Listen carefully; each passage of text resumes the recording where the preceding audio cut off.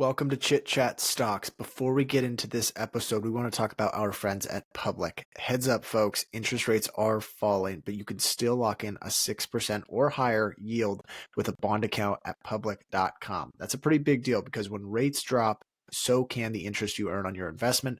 A bond account allows you to lock in a 6% or higher yield with a diversified portfolio of high yield and investment grade corporate bonds. So while other people are watching their returns shrink, you can sit back with regular interest payments, but you might want to act fast because your yield is not locked in until you invest. The good news, it only takes a couple of minutes to sign up at public.com. Lock in a 6% or higher yield with a bond account only at public.com/chit chat stocks.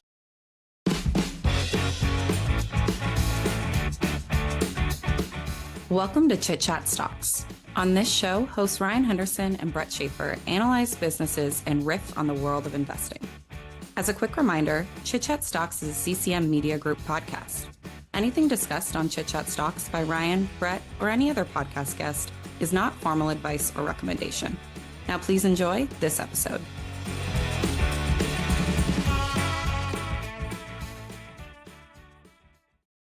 Welcome into Chit Chat Stocks. My name is Brett Schaefer, and as always, joined by my co-host Ryan Henderson. We are doing one of our Wednesday research episodes this month, and we are doing another super investor case study where we try to learn from some of the best investors of the last few decades, or maybe older in some cases. I don't know if we're going to do a Benjamin Graham one someday. But this week, we are covering David Gardner, co-founder of the Motley Fool, one of the best, never sell investors, one of the best rule breaker investors, a term he coined, and someone with a track record that has beaten the market for the last 25 years.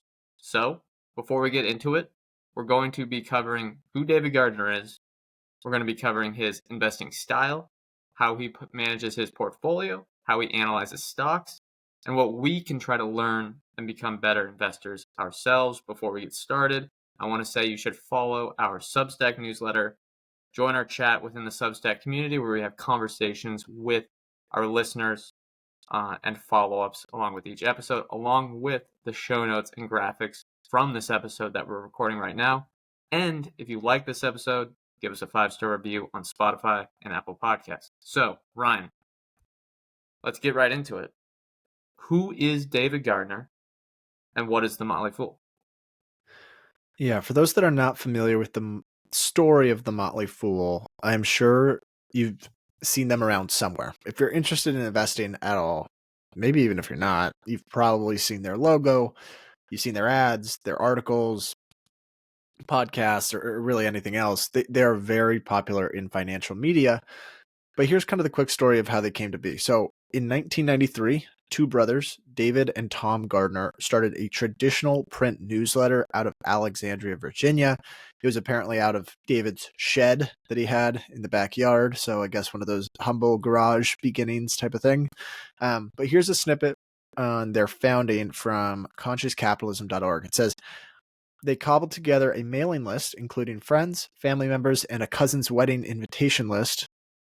That might be frowned upon these days, but back then, I guess. Yeah, with emails now, I much. think that was made illegal, right? I think so, but anyway. At the time, it's fine. And as friends and family. Yeah. All told, 1,000 copies of this first newsletter were put in the mail with the humble request to subscribe, and 37 people did. The newsletter lived on for a year, eventually serving more than 300 readers, each paying $48 for the subscription. So, pretty humble beginnings. Starting out just 300 people basically paying $48 for the subscription. And as far as I understand, it was basically stock recommendations. There was, here are the stocks we're interested in, here's the stocks you like, going out to family and friends, and it seemed to really resonate. That was kind of the genesis of the Motley Fool, but it's obviously become much more than that today. They've hired a bunch of writers, they've hired a bunch of analysts, they have a contracting business, which Brett knows very well because he's a Motley Fool contractor. Yeah, let's full disclosure here for anyone that wants to allege any bias. I do work for the Motley Fool. Ryan has worked for them in the past, and I should say I'm not a full-time employee. I do contract writing for them. So you see those, I don't want to use the term clickbait because I think they probably don't like that, but let's say catchy headlines. Ross, those may be some of my articles out there on the internet. Yeah, it's not that important for this episode, but it's kind of nice to understand that there are two sides to the business. There's the full-time Motley Fool employees, and there's the contracting side. The contracting side, I think, is just kind of more public facing in general because you see more headlines and stuff like that. So there are kind of, for anyone that doesn't know, it's important to kind of distinguish between the two. But today they have more than 500,000 subscribers. So it's obviously grown quite a bit. As for David himself, he did a lot while at the Motley Fool. He and Tom, his brother, ran a service called Stock Advisor together. And David also ran a service called Rule Breakers, which we're going to talk about in a sec. I believe David coined that term, at least for the investment world. And it'll be a big focus of today's podcast. But David has now, I believe, retired from the day-to-day operations. He's still on the board of directors and I believe still holds the title of Chief Rule Breaker. He might have done a lot of other stuff in that time as well while working there.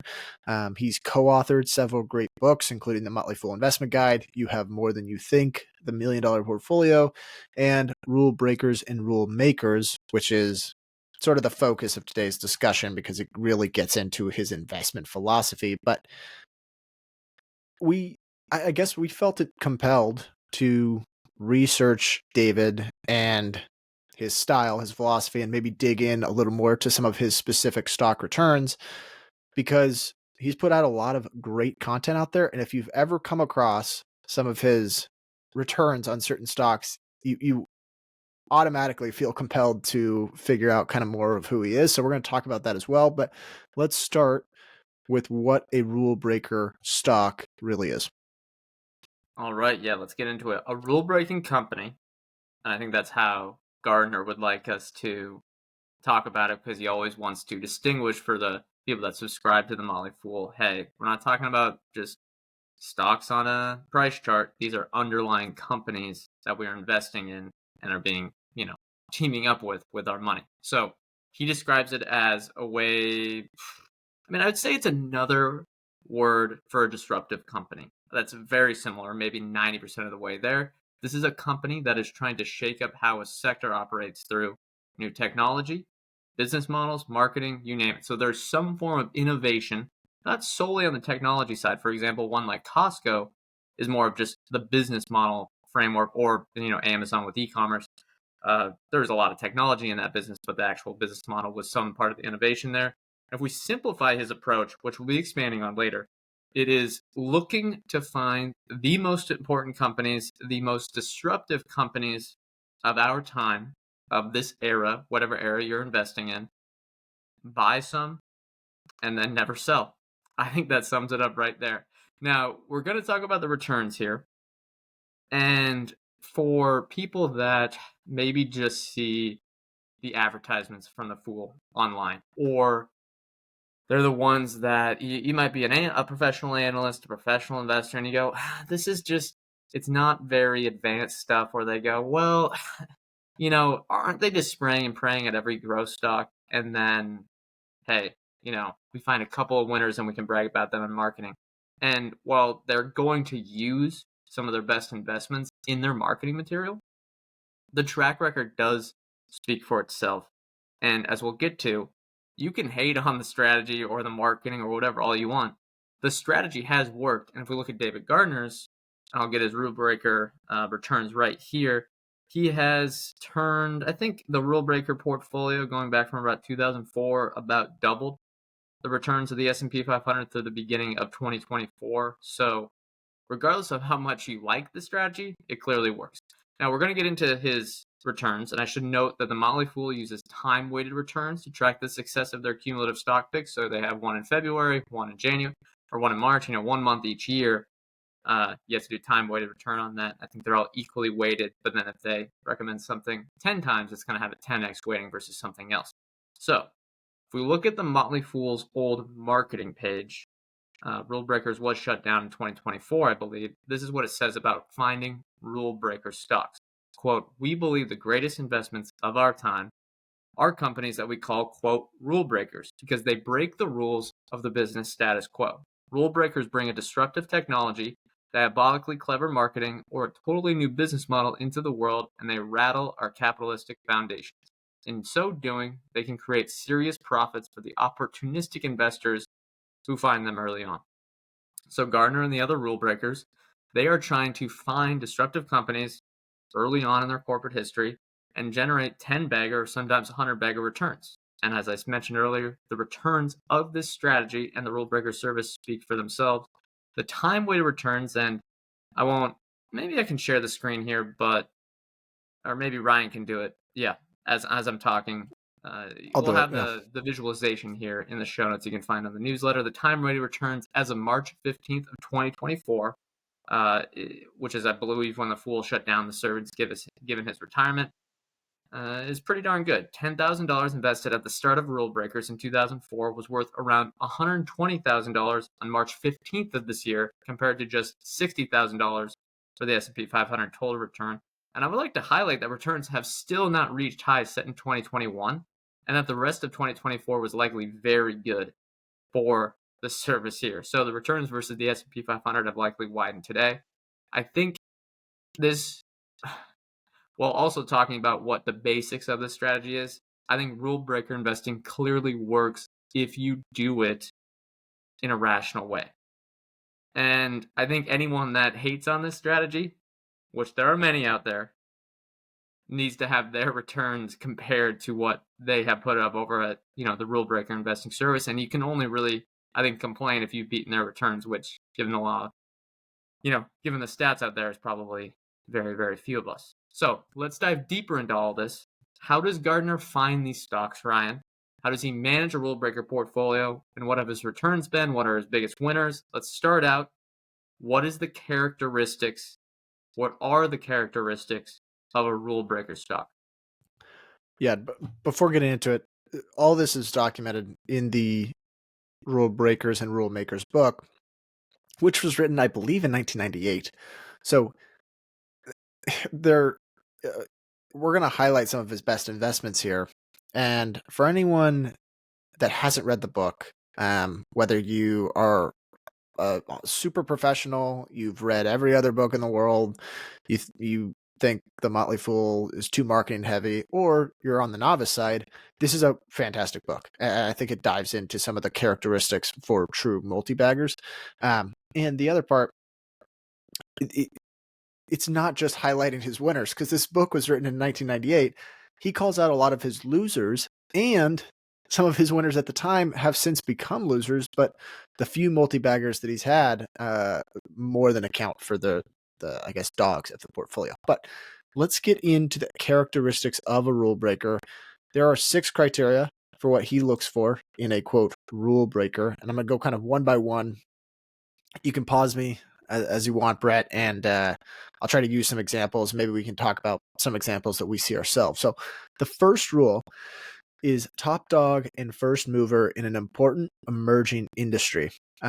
While giving a presentation, he said, if I had only one trait that I had to pick and I couldn't use any of the others, I would use this one. And so I'm going to steal this quote from his book because it really defines why he looks for this. He says, the reason for gravitating to top dogs is simple. Top dogs, as a result of their positioning, possess natural advantages over all other competitors. Top dog advantages include any of the following: pricing power due to market share, rapid deployment of new products using established distribution networks, automatic marketing hype gained from constant mentions in the press and even by competitors, safety margin, a benefit of sheer size. Top dogs can get away with some horrible errors that would cripple a smaller canine, and numerous others. So it's not enough that so there's, I think, some important context with this rule. Being a top dog in a niche industry is not going to generate you the returns that you're probably looking for with a true rule breaker. Some of the companies that he calls out are Amazon, obviously was kind of a top dog and first mover in e-commerce. And obviously the industry was large and ultimately was going to be very important. I think you could tell probably pretty early on that e-commerce would have the potential to be a big industry. Yeah, Brett, I see you getting ready to talk there. Anything to chime in? Yeah, I'd say I guess the way maybe he would look at it is at the time e-commerce was not big, but they were trying to disrupt an overall industry, retail sales. Uh, I guess that's a ginormous industry. There's probably subsectors within that they were analyzing at the time, more of things like books and music and all the stuff they were selling on online first on Amazon. But the key here that he talks about is that it is an emerging industry, one that has been established that there's consumer demand for, and there could be that, and it really compares to some of the stuff Munger talks about too, riding that wave of consumer adoption, market share gains, disruption over a multi-decade period.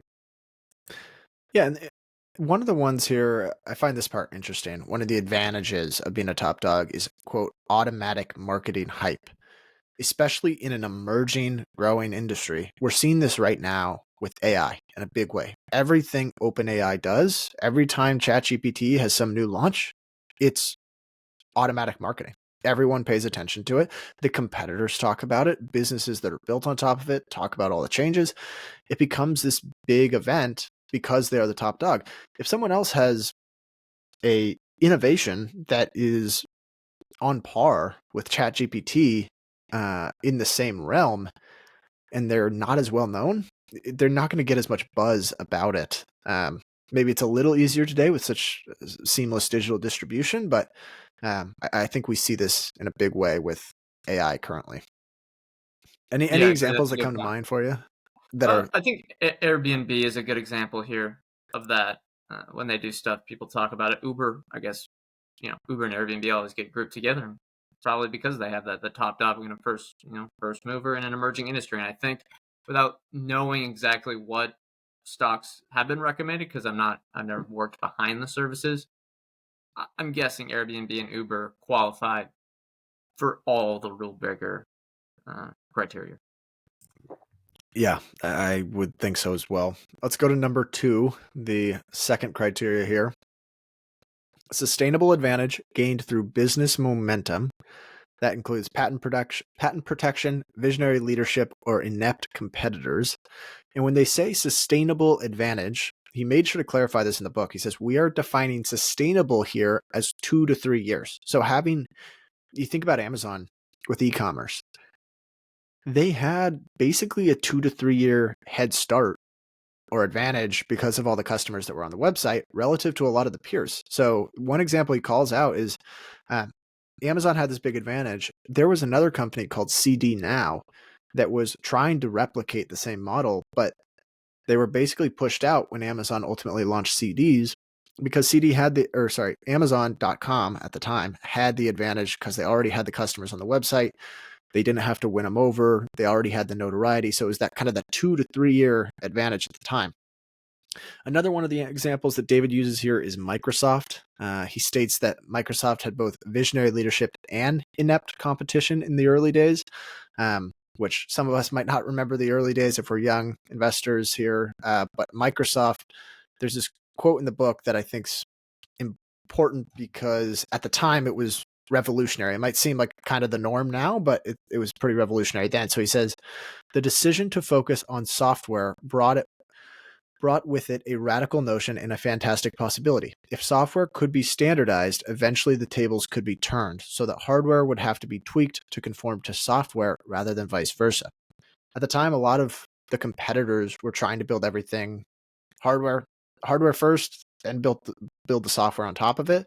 When they focused so much on the operating system and the development language, I think at the time as well, all the other hardware makers had to be compatible with Microsoft software. So it really worked out. That was kind of their, I guess, both visionary leadership and the competitors failing to do it. I know Apple has since succeeded doing it, but for a long time, they were really struggling on the desktop and computer front because they were a closed system. So yeah, that's kind of one. The patent protection, in his book, he talks about Amgen as an example, which is just, it really buys you time. And patent protection is not just medical companies. It can be tech, anything that you can put a patent on and really buy yourself time. He calls those out as a business momentum advantage. Even though it might not last forever, it certainly affords you a short-term advantage, or at least 2 to 3 years. Any thoughts there, Brett? I don't think so. I think let's move on to the next ones, which are perhaps the most controversial. Well, two of these are that I would like to discuss. Yeah. So number 3 here, and I think he's since kind of revised this a little bit, because I watched a presentation recently and it was a little, this one was tweaked a bit, but in the book it says strong past price appreciation equivalent to a relative strength performance of 90 or greater. Now in the latest presentation, it just says strong past price appreciation. So the relative strength, for listeners that aren't familiar, since we don't ever really talk about it here on this podcast, is just the percentage of all stocks that a given stock outperforms. So quote from this book, if a stock is a 78, for instance, it has outperformed 78% of all other stocks over a measured period. Ultimately, what they're looking for is stocks that have already done well, on the assumption that they will continue to do well. And I mean, People it's hate really, some of this sometimes what's because it that? is counter. I said some people do not like this. I'd say both of us probably have difficulty taking that psychological bias out of buying something that's already been up. But his reasoning for this, from what I've seen, is that it's hard to argue a business is great if the price hasn't gone anywhere, or it's hard to argue it's going to be a fast-growing, winning company in an emerging industry if the stock price doesn't just go up and to the right. Historically, obviously, you have to be right that emerging disruption will continue, and he's not always going to get that right, but that's what he's looking for. Yeah, this one's tough for me, and it's probably one of I've got a discussion question at the end here, which is the one we have the hardest time with. For me, it's probably this one, where maybe it's number 6 as well, which I'll talk about in a second. But anytime I see a stock up, especially recent, if it's a 10 bagger over the last 20 years, you have some confidence that it's been a good business for a while. You have a sense of durability. But if it's up 100% in the last 12 months, I don't know if I've ever bought a stock that's up a lot in like a short time frame. It just feels so counterintuitive. It is interesting to think about that. There is that bias that we all have with buying something that goes up because you feel like you're the patsy at the table. But to push back on his point here, there are times when this can get dangerous. I would say 2020, 2021, and the returns and the struggles they had after that, or kind of the downturn they had after that with these Motley Fool rule breaker picks, shows that, if you have something that's up 500% over 5 years, okay, maybe there's something there. But if it's up at 500% in a year, that could be something I don't know. I just think that can get kind of dangerous. Like, you can always take these type of rules too far. And I think there should be some caveats with this one, at least. Yeah. All right. Number 4 here. This one's, I think, pretty straightforward. Good management and smart backing. Now, it's straightforward in the sense that everyone wants to have a company with good management, but how do you really qualify good management? That's kind of the tougher part.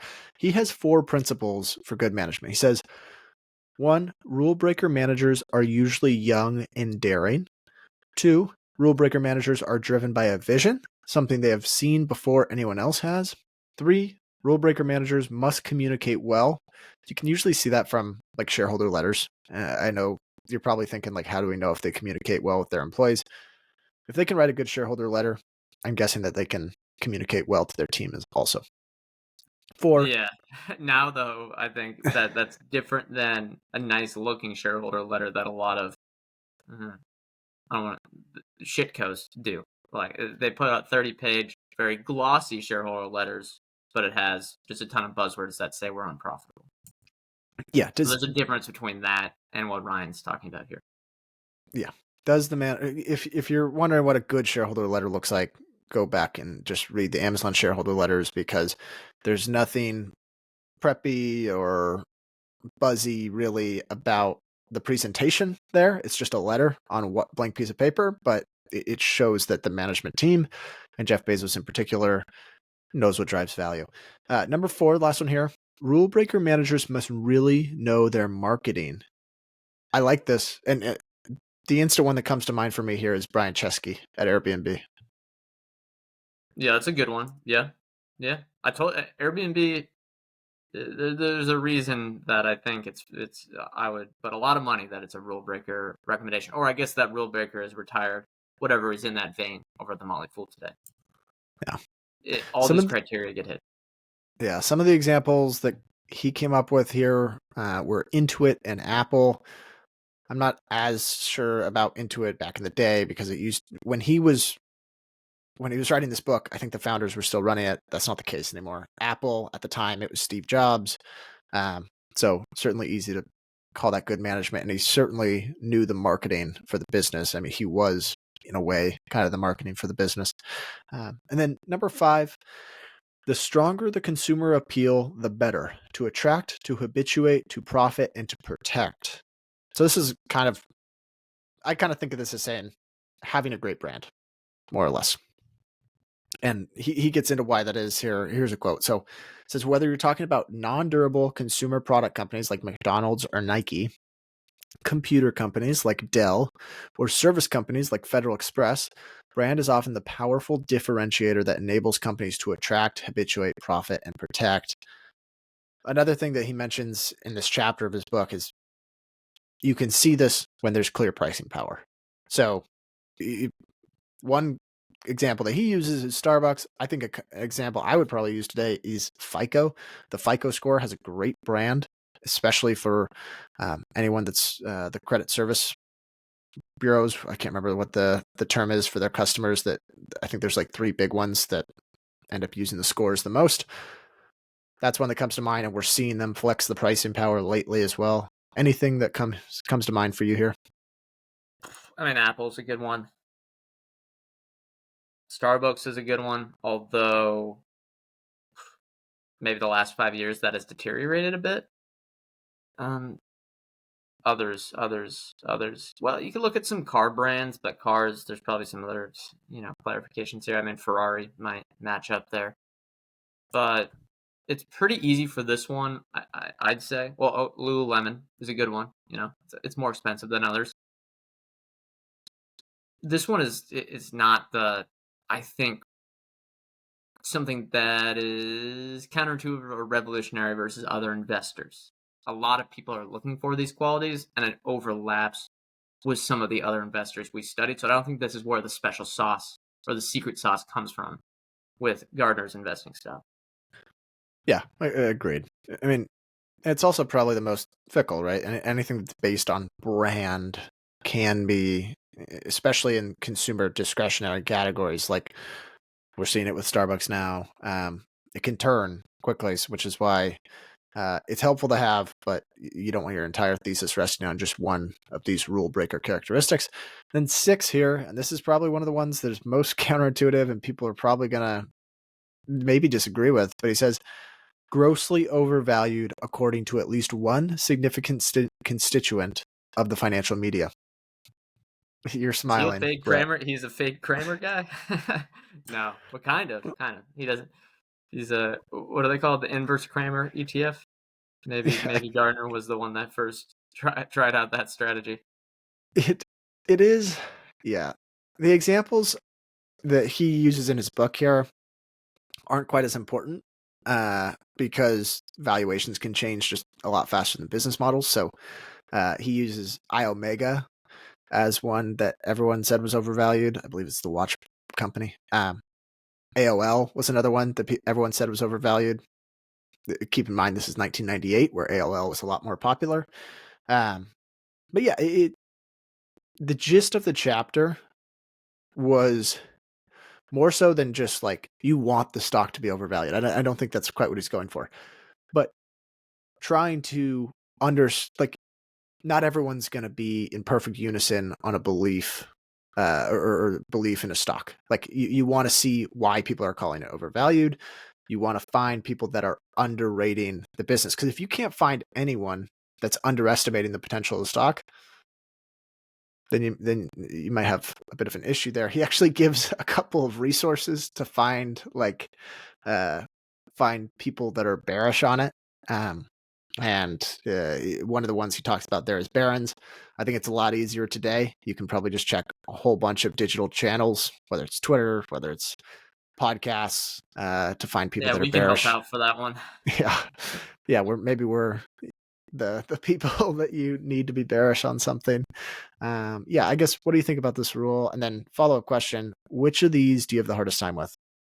So I think with this rule, one thing to add is that he's not necessarily saying that these people are wrong. It's just that they're focused on a 1, 2, or 3 year time horizon. And for him, what he is saying is, all right, look, if I'm right about this being a big winner in a large emerging industry, Amazon, Netflix, Nvidia, it doesn't matter if it's trading at 50 times earnings and it's going to drop to 30 times earnings 2 years from now and still be considered overvalued and could be overvalued and could be dead money there. But what he's trying to say is that if there are people focusing on that, the long term, the 10-year time horizon might be underrated. But I think this is, again, I'll come back to the 2020, 2021 period. It seems like then there weren't very many people on the other, there were so many people just focusing on this 10, 15, 20-year time horizon. We're building the future of electric vehicles or whatever.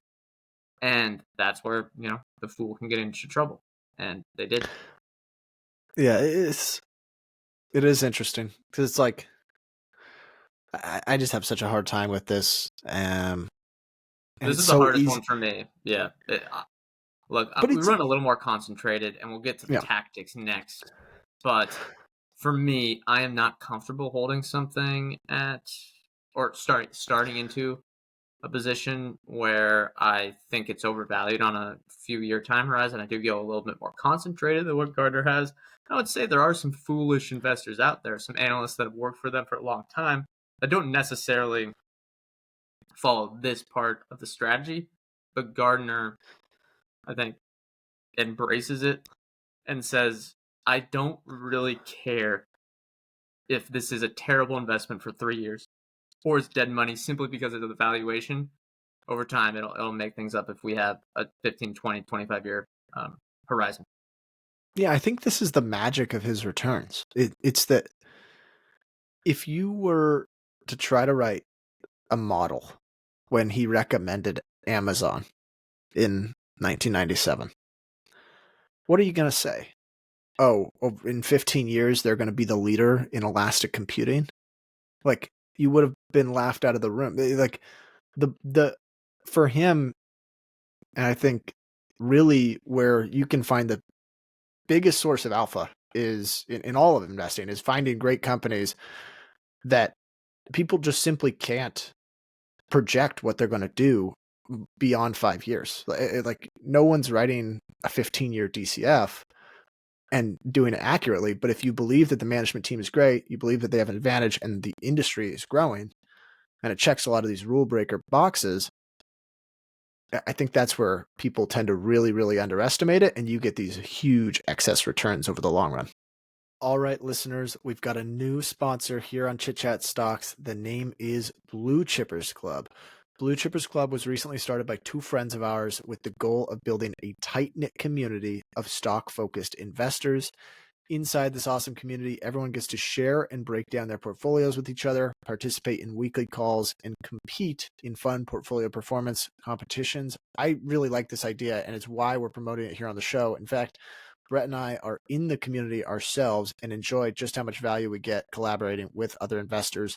When I first got into investing, a role model of mine recommended that I build a network or community of friends to bounce investing ideas off of, and Blue Chippers does just that. If you're interested in joining, head on over to bluechippersclub.com and hit apply.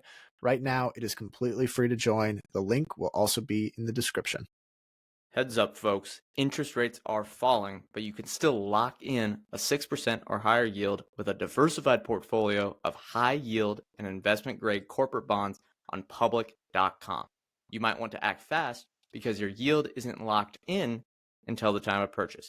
Lock in a 6% or higher yield with a bond account only at public.com/Chit Chat Stocks. Yeah, and that leads right into the tactics for rule breakers, investors. He has 6 tactics that he goes through in some of his presentations and the books. And the tactics are essentially, how are you going to analyze these companies? Or excuse me, it's how are you going to manage your portfolio? Ryan just kind of went through the stock analysis there. This is how do you manage a rule breaker portfolio? And as what I mentioned with the segue there, when Ryan says they don't know the future, it's almost like Gardner, given the never sell stuff we're about to talk about, he is letting the thesis play out and get confirmed and solidified over a 10-year period, and then the stock price will take care of itself after that. So, first tactic here, and this is how he describes it: let your winners run, and then in all caps, high. So this is emphasized very much. It's the first one. This is the most important tactic, which Gardner says trumps all other tactics. He's essentially espousing a never sell strategy for your winners. It doesn't matter if the stock gets extremely overvalued for a year or 3 or maybe even 10.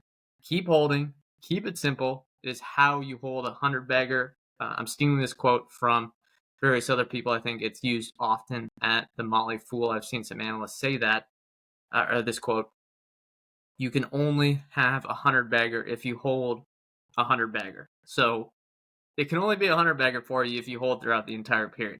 I'd say 2 notes here in regards to how we try, or how any listener can try to implement this. This is a strategy that keeps you from defeating yourself. For example, we sold Sprouts Farmers Market. I know we harped on this one, but it is one of the biggest mistakes of omission we made. We sold it on valuation concerns back at around $40 a share. Currently trades about $150 a share. Might be I think it's close to a 10-bagger from our original thesis cost, although we haven't realized those returns. And it might end up being a 100-bagger from our cost basis over the next 10, 15, 20 years. Now, it might not be, but it's on that path and on that trajectory. Unfortunately, we will not be reaping the potential rewards because we were nitpicking. We thought we were being smart with our portfolio management, but it was actually hurting ourselves by trading too much. Now, the second one is, I would note, if you exclude this tactic and you overtrade, you will not replicate the returns of the rule breakers portfolio because it is likely you trim the right tail and those 100-baggers out of it, which is where all of the money is made in this strategy. Anything there, Ryan, before we move on to tactic number 2? No, I think it's really well said. I'm kicking myself here because it's so hard for me to watch, especially in a short time frame, a stock that I own jump. Because all of a sudden, my first thought is, okay, the valuation is getting extreme. And this is why I think it's so helpful to, and I'm trying as hard as I can to stick to this for myself in my own portfolio. Whatever stock I buy, I will not sell it for 3 years at least. I have to own it for at least 3 years. Watch the business develop, get a better understanding for the business, and ignore the stock price for those first 3 years. And then ideally, you can continue to do it, but you get to see real development, especially in the rule breakers approach. If you're buying companies that are kind of young in an emerging industry, you want to see how they develop in that space. So, yeah, it's difficult to do, but you're right. Errors of omission, but selling too soon is pretty much what every investor we've studied, the biggest mistake they've ever said they made was selling something too soon. And I think this is a good way to kind of take it to heart. Just let it ride. Yeah, that's true. And it doesn't mean after a long period that you can't trim, especially if it is it's becoming a huge percentage of your portfolio, or it's gone on a monster run in a single year and you think, okay, look, this has been a lot. And that usually coincides with each other. If it being a huge position in your portfolio and it doing extremely well, not that we wouldn't say that's the end of the world, but eliminating the whole position is kind of what Gardner is talking about here. And I'm not sure if for himself, he even does the trimming. I actually don't know. It's kind of hard to just, we don't have full audited returns from his own portfolio, so I don't know what he does. But I would say that he does talk about never getting rid of a position if it's a huge winner. Now, the second tactic he has, this one is hard as well. It is add up, don't double down. Another counterintuitive part of Gardner's philosophy. This is re-recommending or re-buying some of his big winners. Conversely, he does not double down on his losers, even if he still thinks they are good buys or even better buys than at the original recommendation. I'd say as a follow-up to this thought, he has, this is keeping you, again, from defeating yourself. It's keeping you from pouring money into losers. And this is he might be stealing this from Peter Lynch, the water the flowers, trim the weeds, get rid of the big losers in your portfolio. Don't add to the huge losers. If they end up being right, they'll be right, but don't put good money after bad. Yeah, this is one I think I've improved on, but it's another counterintuitive rule. Like I imagine it's so helpful, and I think one of the things that kind of helps me understand this is, and we're not big into trading, but the price history of a stock tells a story, and if it has 10 years of good performance, there have been hundreds of analysts over those 10 years that have sat there, done all the digging that you've done, that have done all the research. And if it's not a meme stock, it's up 100%, whatever. That's not what I'm talking about. But when there's really good past price performance, it's because there's probably good business performance. And a lot of the analysts have recognized that as well. So that's kind of, it makes sense. Add up on good business performance. It's more indicative of better future returns. Yep. All right. Tactic 3. This one will be short. Invest for at least 3 years.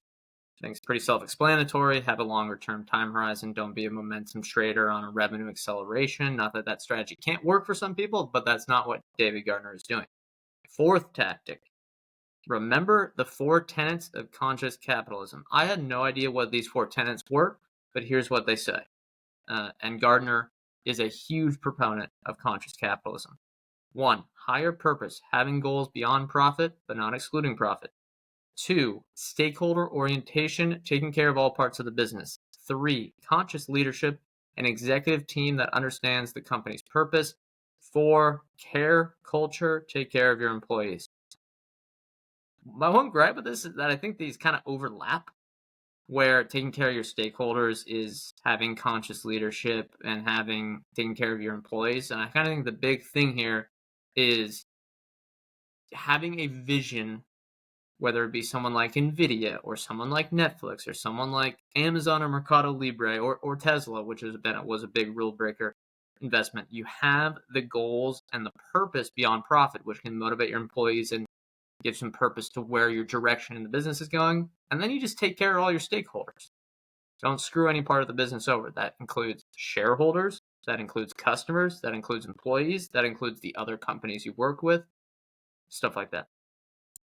Yeah, I like this. And it kind of speaks to the Bezos quote of like, what's good for the shareholders in the long run is also what's good for the employees. It doesn't always seem that way because you see the operating expenses ballooning kind of thing, and the shareholders think, where's our cut? But in the long run, the incentives are the same. Yep. All right. Number 5, and this is probably the most important thing from a portfolio management perspective, is max 5% allocation at cost. So given Gardner's approach, he does not recommend loading up on a position. He never makes a stock more than a 5% allocation in his portfolio at cost. I will reiterate, this means at cost. He has no qualms with letting a winner ride, which is the number 1 tactic here. But he won't be adding to his position if it is more than 5% of his portfolio, or recommends that you don't.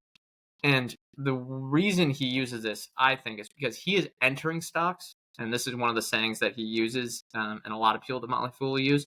We want to be one of the first people into a stock, and then we never want to leave or be one of the last people out of it. Like he talked, for example, with, I think he met or saw Jeff Bezos, after many years in like 2017 or 2018. It had been a while since they'd seen each other, and he went up and this is kind of a very, I don't know. It seems like Bezos is sort of approachable, at least when he's at like a conference then. But he went up and said, hey, I think we're the only 2 people that have held Amazon since 1997.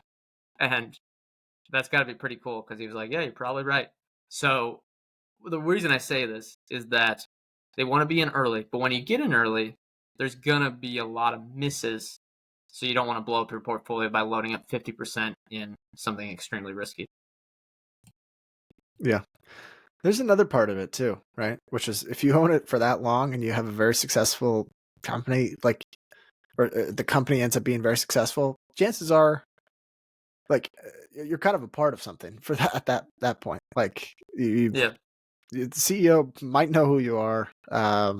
Potentially, you've been around that long. It's just, I don't know. I think that's part of one of the joys of investing outside of any sort of financial returns, is you get to actually really know the business and feel like a part of it.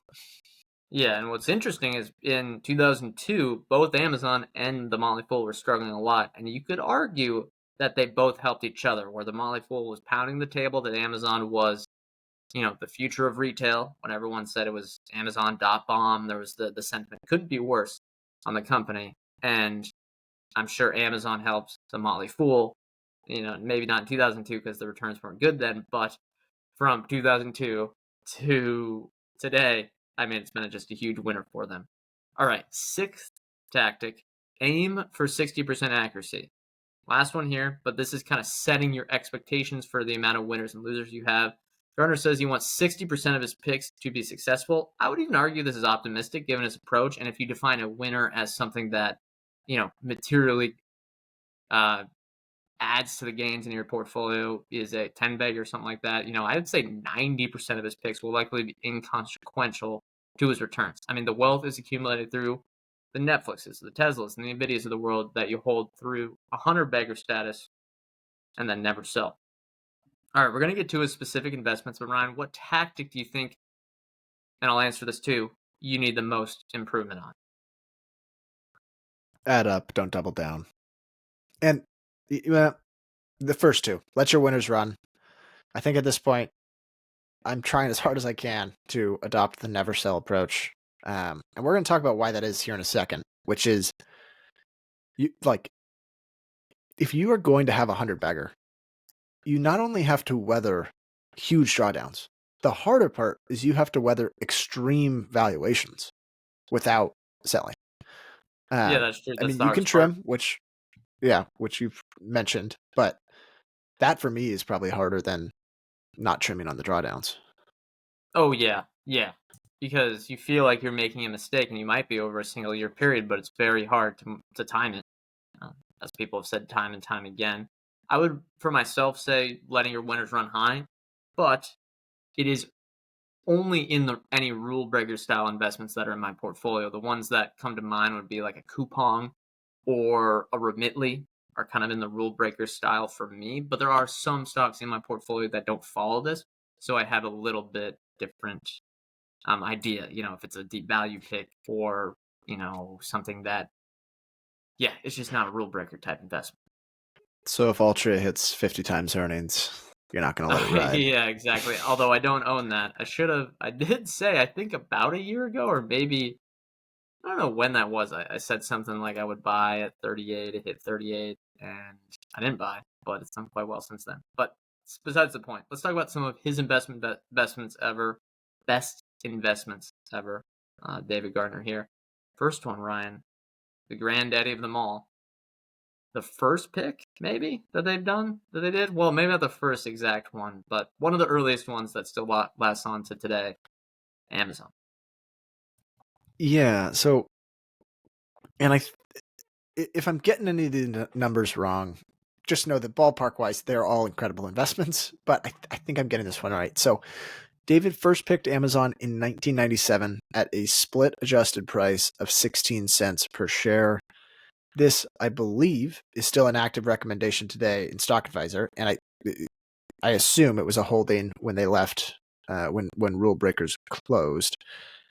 I don't think this one gets talked about quite as much, but it is a fantastic example of him investing in people. So there's actually, in that presentation I mentioned, David actually says at one point, the visionary leaders, investing in a company with visionary leaders, that is often the best source of a sustainable advantage. So we talked about one of the characteristics is looking for a sustainable advantage.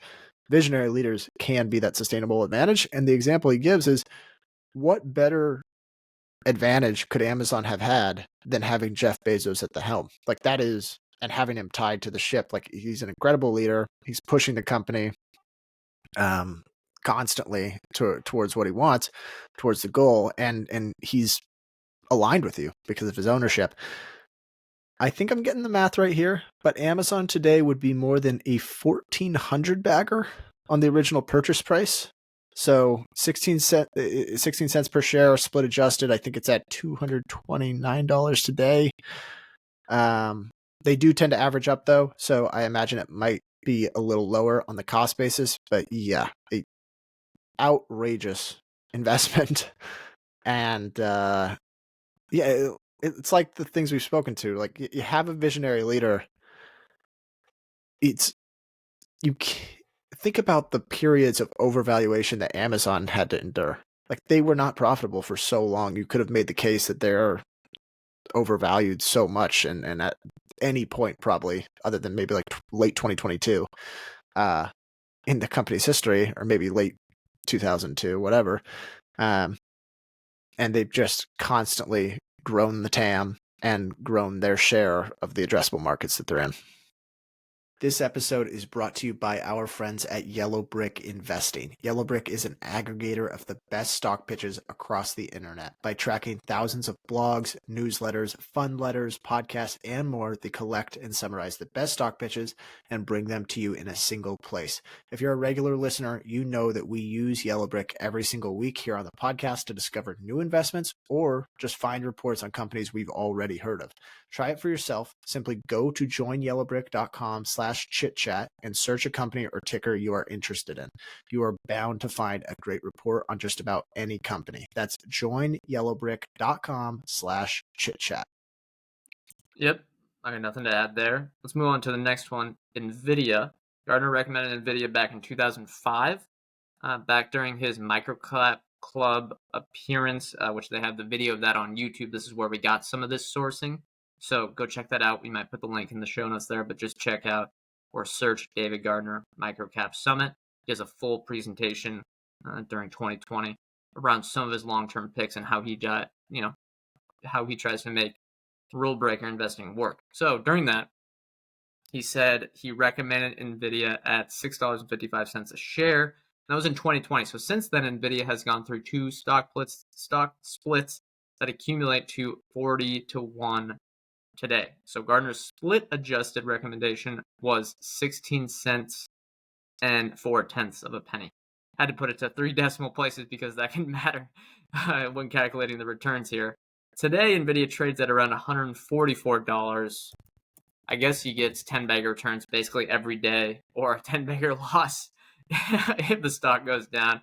He might have had a 100-bagger in one day earlier this year, but who knows? He probably had. Yeah, he had to. Yeah, something around. Yeah, or at least close, at least fairly close. Yeah, today it's at $139 a share. Either way, it's not bad returns whatsoever, and you're getting close to 1,000-bagger in 2 decades. And this lines up with what I checked with NVIDIA's total return chart. So from around the beginning of 2005, NVIDIA has generated a 39% total return CAGR for shareholders, and I'm guessing Gardner is one of the only investors to hold the stock the entire way. What's interesting is that we had to go through two, or if you were Gardner or someone that held NVIDIA to today, you had to go through 2 big psychological periods where it'd be tough to hold. From 2006 to 2015, the stock didn't do much. It was dead money. Many people, perhaps us, would have sold at the time, said, it's a big loser. We don't, the stock hasn't gone anywhere. You can just see it, like someone complaining to you, like, oh, this stock has been such a dog. You need to get rid of it and refresh your portfolio. Or why do you still hold that thing? You're really still holding Nvidia? It'll never be a winner. And then this is where Gardner's philosophy can come into play of being extremely patient, almost lethargic with some of his quote-unquote losers at the time, because he doesn't want to give up on them if they turn into the thesis of what he's saying, and if that thesis materializes. Was NVIDIA still a disruptive innovator in 2015? Yes. Was it still run by a founder? Yes. Did it qualify for the other rule breaker tenets of a stock? Yes, except for the fact that, except for the stock price stuff. There was no reason for Gardner to sell at the time, and he wouldn't have. Now, conversely, today, you have the opposite issue where it's been close to over 100 bagger since 2005, or sorry, since 2015. And now you got people saying, oh, you're still holding Nvidia? I mean, it's been such a good run. Why don't you get rid of that? There's something better. The stock's overvalued.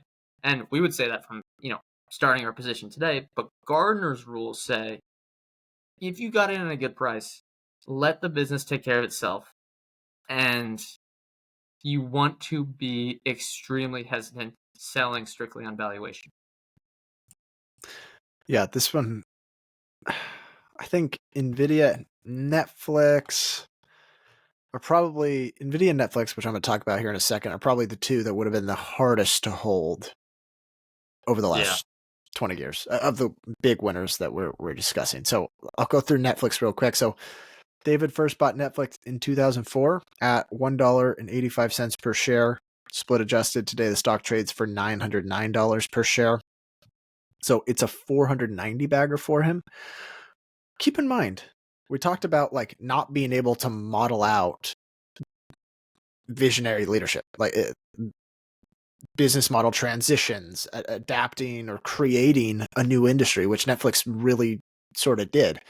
When they bought Netflix, it was a DVD delivery business, and they have gone through lots of ups and downs. I imagine it helps to have people like Reed Hastings at the helm, where David kind of uses Netflix as one of the go-to examples of the good management and smart backing principle.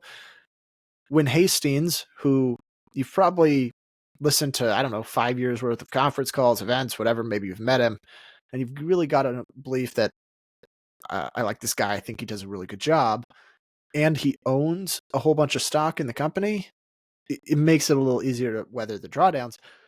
I've got a chart here of Netflix's drawdown history.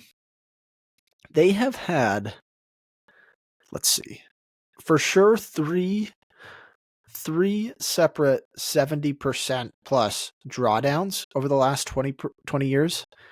And each one of them felt convincing at the time. They all felt like, okay, this is like, the business model is screwed. It's changed, all that stuff. And you think back to 2022, 2023, the stock was down, I think 75% roughly from its highs. This is when, think about Bill Ackman got shaken out after one quarter.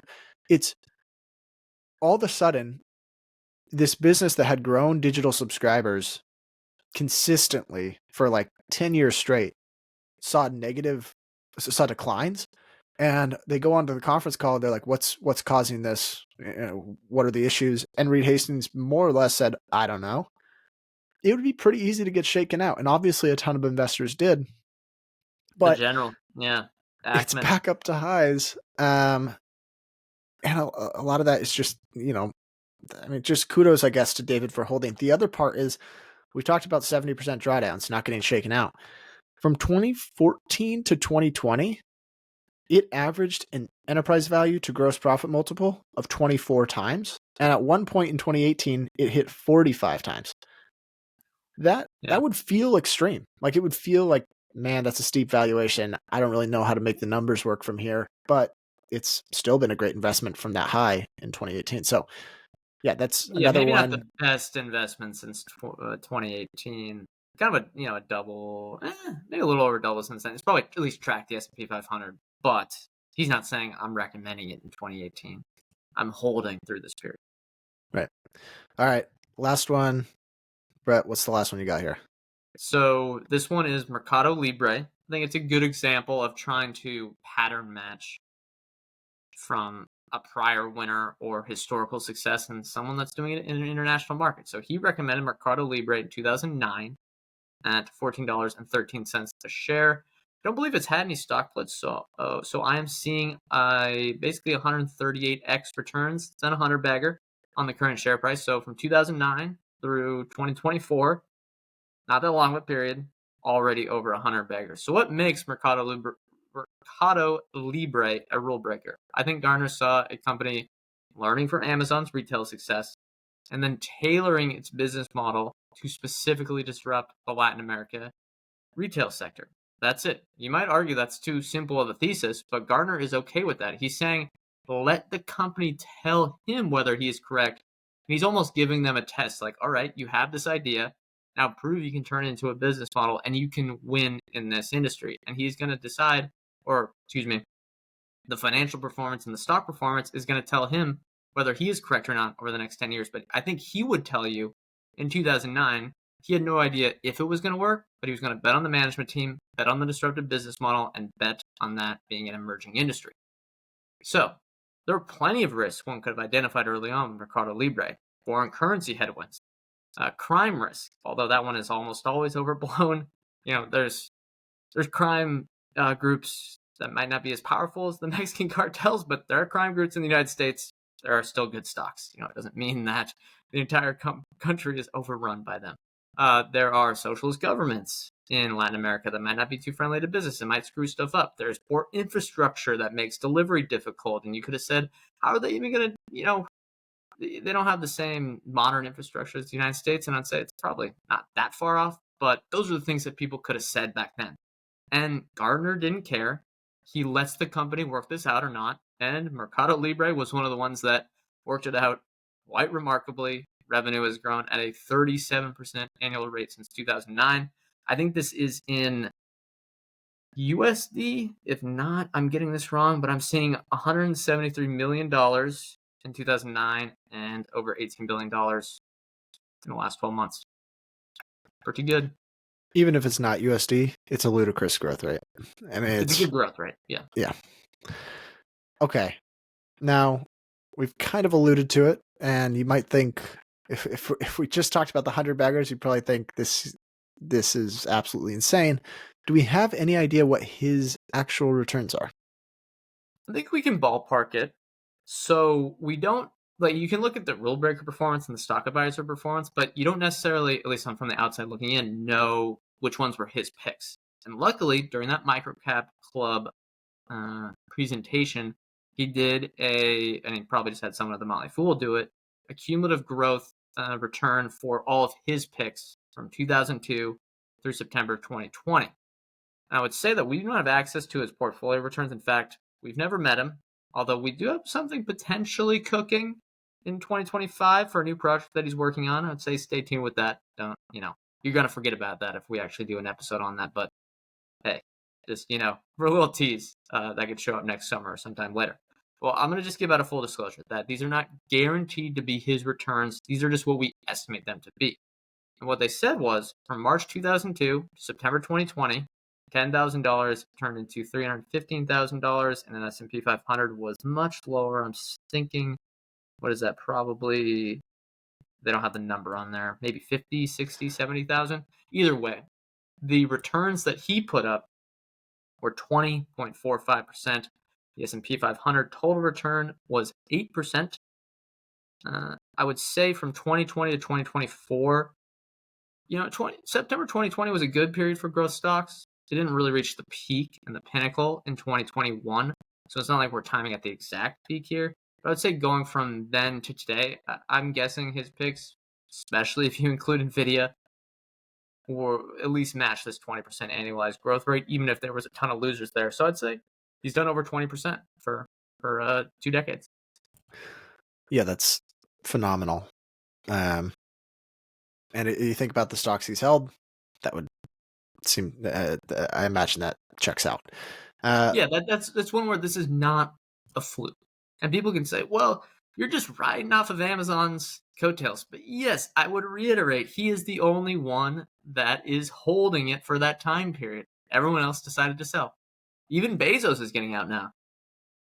Right? Yeah. He's finally outlasting Bezos. There's a funny quote from that Microcap Club Summit where the guy that runs it, I think he's the founder of Microcap Club, is Ian Castle.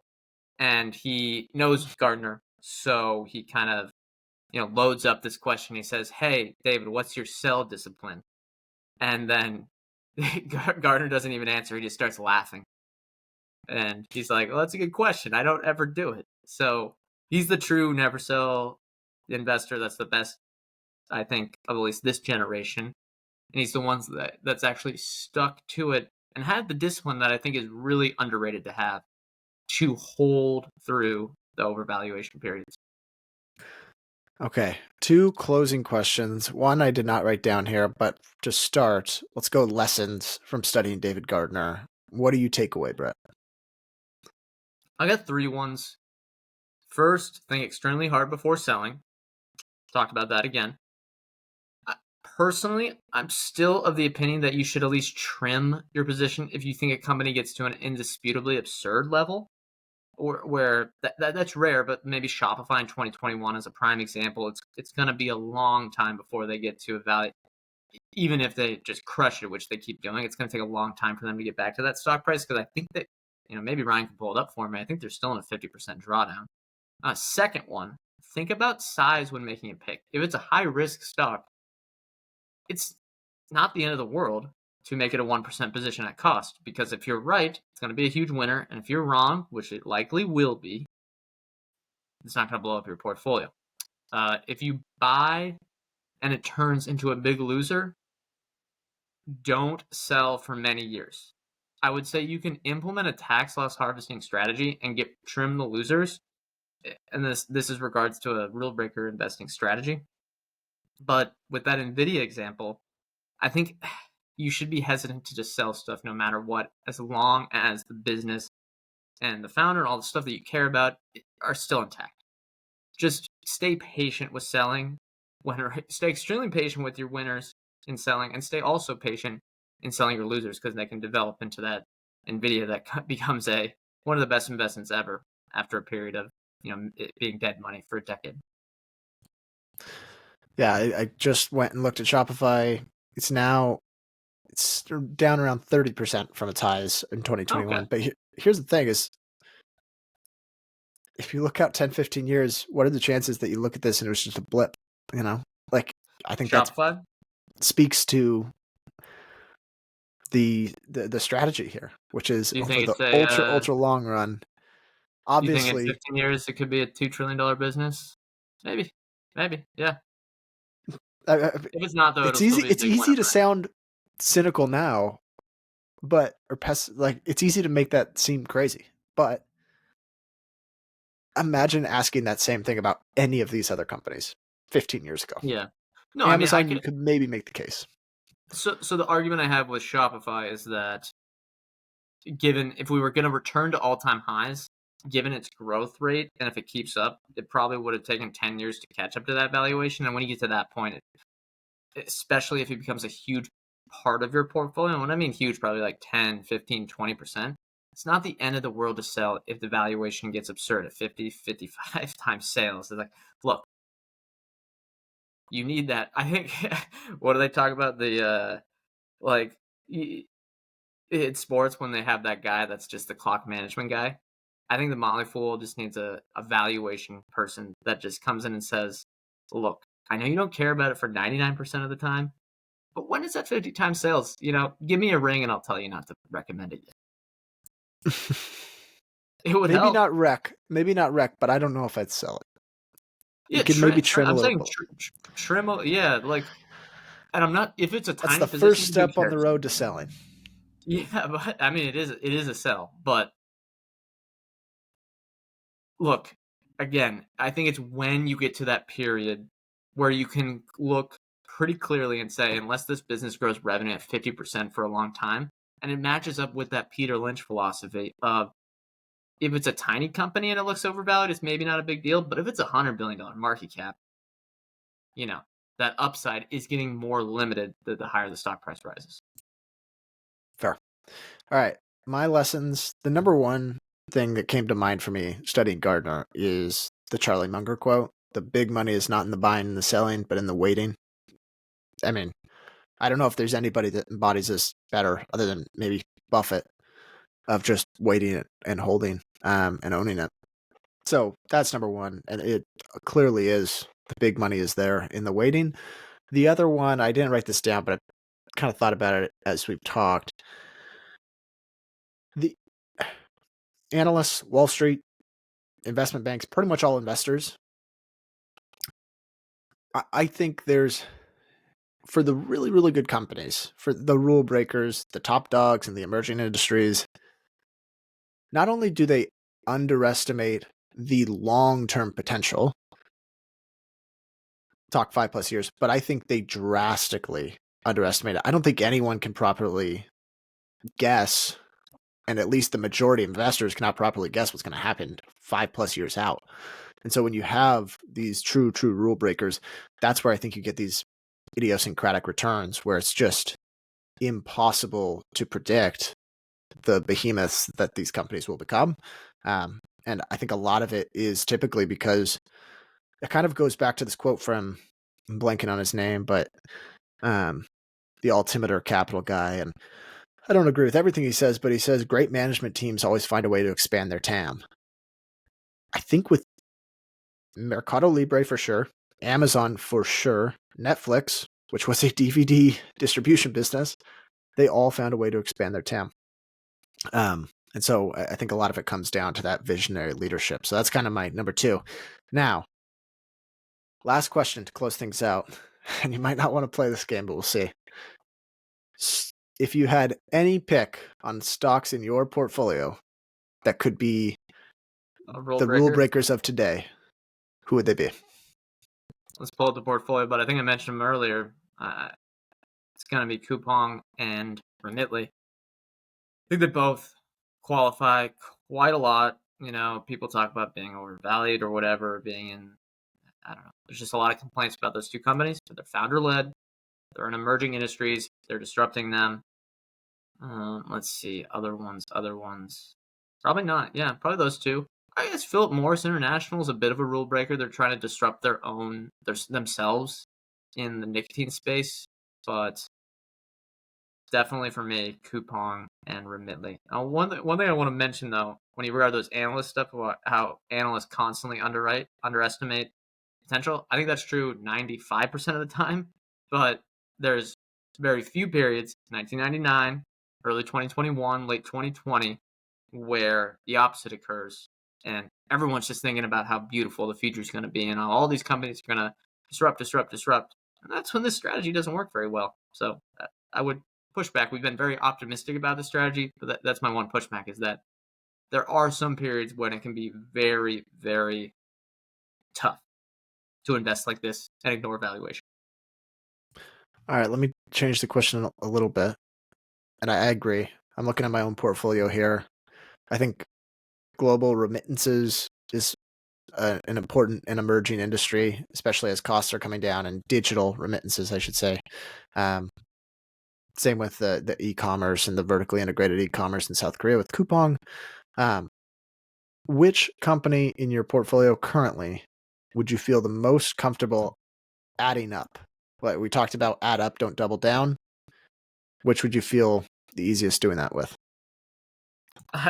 I think we got to learn from Gardner and I'm going to say the same two ones, because the Coupang and Remitly in my portfolio are the two fastest growing on a revenue perspective. So they're really proving themselves, and I wouldn't be afraid to add up given those characteristics. What about you? Any thoughts for those two questions? Probably the same. Yeah, I think Remitly, I thought they had a really, really good quarter. They're accelerating growth, and this might be one of the first times that I end up.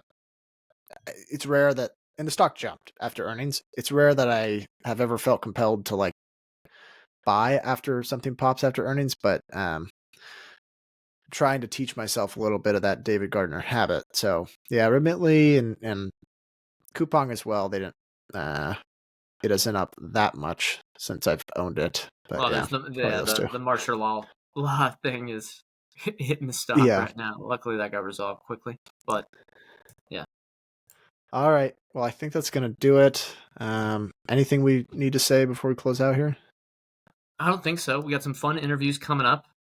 We got some fun stocks coming up. We're going to have 2024 predictions. As always, the Investing Power Hour is going to be live on Wednesdays, and we are in the midst of planning content improvements for 2025, trying to continuously, learn from the Danaher's, the Kaizen, trying to have continuous improvement here and make the show even better in 2025. So keep watching out for that. If you like the show, if you listen to this full hour here and you want to, give thanks, just give us a review on Spotify or Apple Podcasts. If you want the show notes, check out any of the charts from our friends at FinChat. Go subscribe to the newsletter. The link there is in the show notes, and you can join the free chat community along with that.